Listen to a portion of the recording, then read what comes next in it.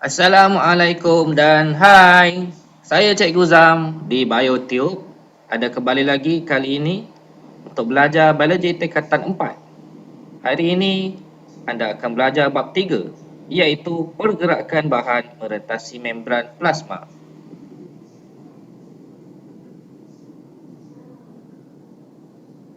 Pada sesi pembelajaran kali ini anda akan belajar subtopik 3.1 struktur membran plasma. Anda boleh merujuk buku teks KSSM Biologi tingkatan 4 pada muka surat 46 hingga 48. Berikut merupakan standard pembelajaran yang seharusnya dicapai oleh setiap pelajar di akhir sesi pembelajaran ini.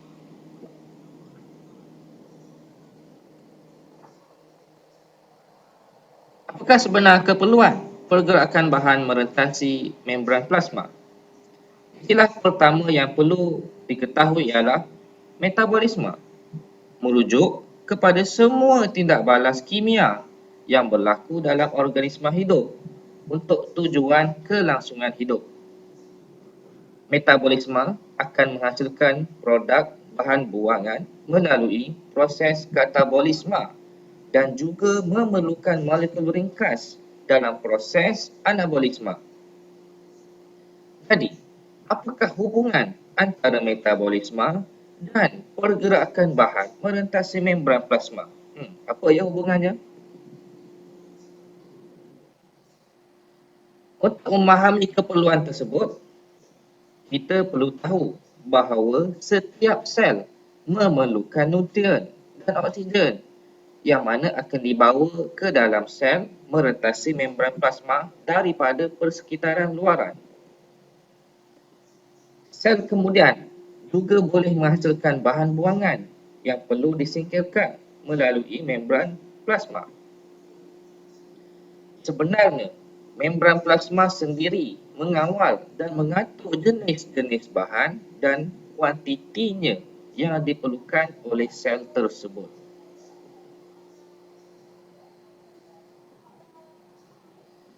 Kita kena faham komponen-komponen membran plasma dan fungsinya berdasarkan teori model mozaik bendalih.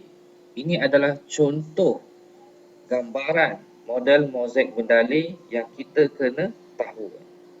Jadi kita kena tahu apa komponen setiap daripadanya.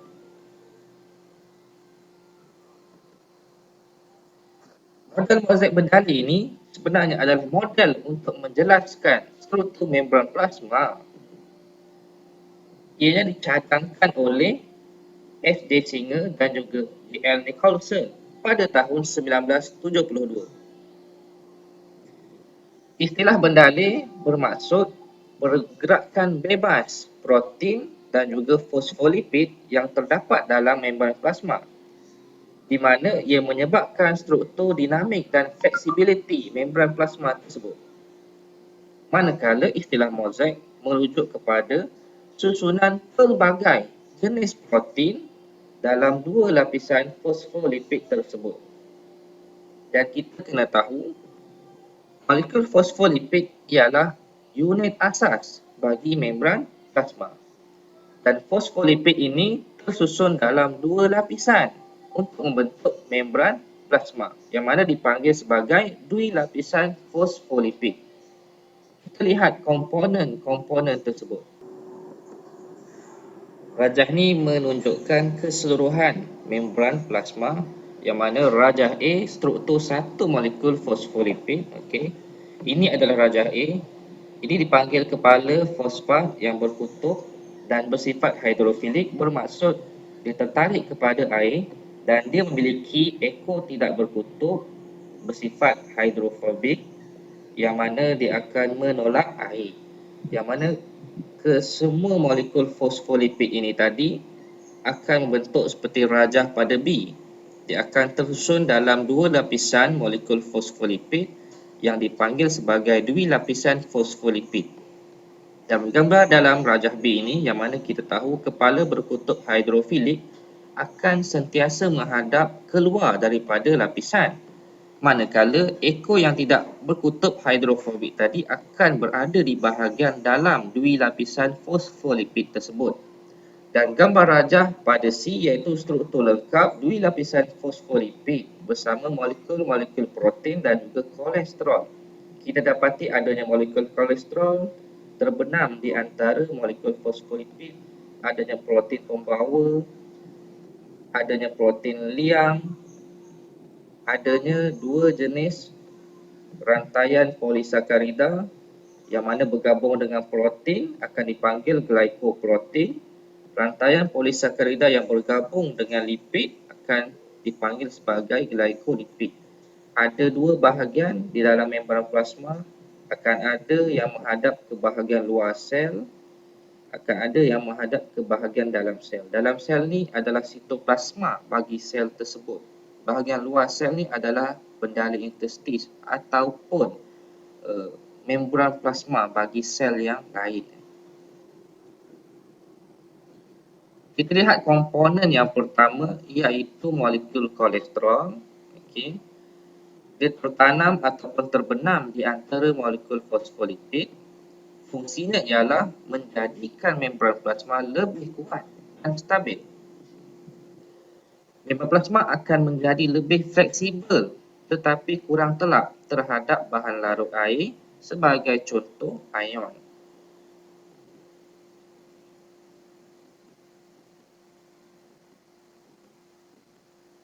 Yang seterusnya ialah protein pembawa. Fungsinya membawa molekul besar bagi merentasi membran plasma sebagai contoh glukosa, asid amino dan juga vitamin C. Yang seterusnya ialah protein liang. Protein liang merupakan sejenis lipoprotein dengan liang yang terbentuk kecil. Fungsinya membenarkan molekul kecil larut air dan juga ion merentasi membran plasma. Dan dia akan membenarkan bahan merentasinya melalui proses pengangkutan pasif yang kita akan belajar pada subtopik yang seterusnya. Komponen yang seterusnya ialah struktur bagi glycoprotein dan glycolipid.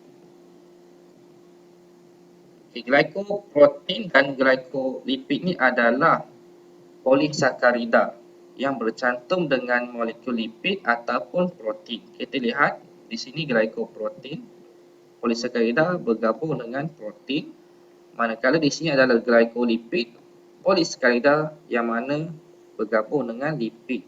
Fungsinya adalah tapak molekul reseptor beberapa hormon sebagai contoh insulin dan juga berperanan menstabilkan membran plasma secara membentuk ikatan hidrogen bersama molekul air dan seterusnya bertindak sebagai antigen untuk tindakan proses pengecaman sel.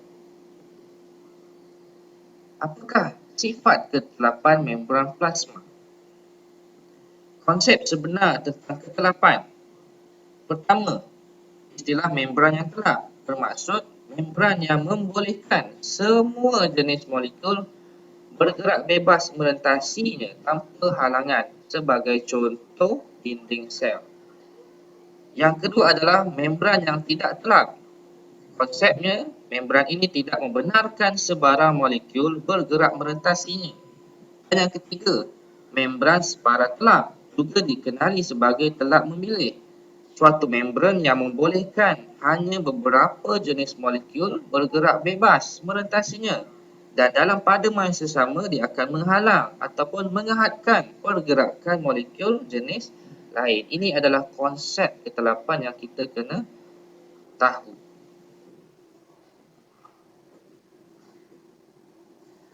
Apa yang ada pada dui lapisan fosfolipid? Kerana membran plasma bersifat separah telap. Fosfolipid mempunyai kepala berkutub hidrofilik dan ekor tidak berkutub hidrofobik.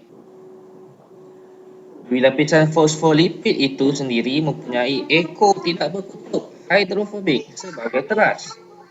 Jadi, hanya molekul larut lipid sahaja dan beberapa jenis molekul yang hanya bersaiz kecil yang boleh merentasi dui lapisan fosfolipid. Manakala ion dan molekul yang lebih besar memang tidak boleh menembusi dua lapisan fosfolipid tersebut.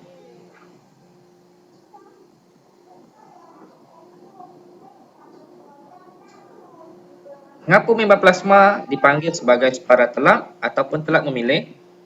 Kerana pengangkutan bahan merentasi membran plasma itu seperti diatur oleh struktur dua lapisan fosfolipid, oleh protein liang dan protein pembawa.